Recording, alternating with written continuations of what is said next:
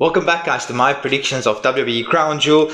As of time of recording, there's 4 matches on the card. They will probably add 1 or 2 more, but I can only go what's listed at the moment. Let's start off with John Cena versus AJ Styles, and this is just a singles match as part of his retirement tour. I think he's got like 4 dates left on his retirement tour. This is John Cena, of course. AJ Styles heavily rumored to retire soon as well. Now, John Cena was very recently, he was absolutely squashed by Brock Lesnar.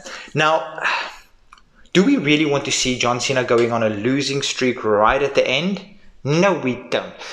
Can AJ Styles afford to take a loss at this point of his career? Absolutely. It's not going to hurt his legacy. It's not going to hurt his career. He's one of the greatest of all time. So it's definitely not going to hurt any of that. We can harken back to when it was 2016, 2017 when these two had an absolutely phenomenal, no pun intended, feud.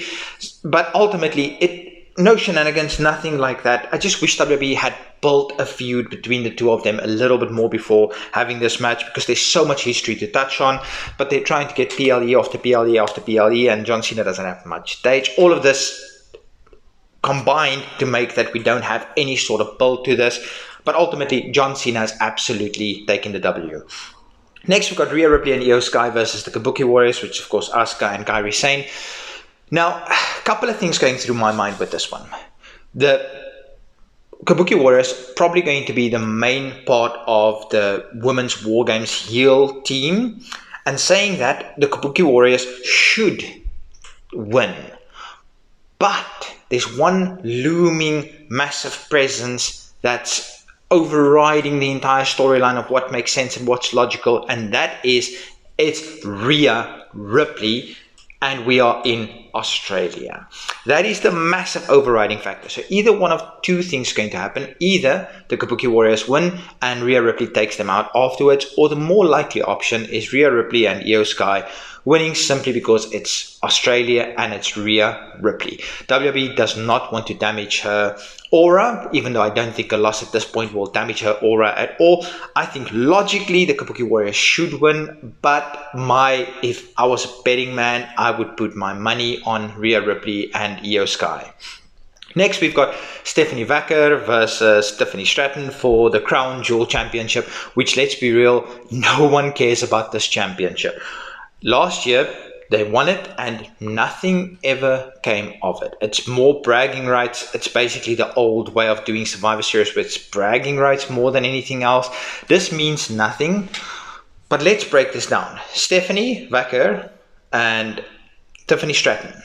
Tiffany Stratton has done nothing but win for this entire year, basically. She's basically dominated this entire year. Stephanie Vacker, she has just won a championship.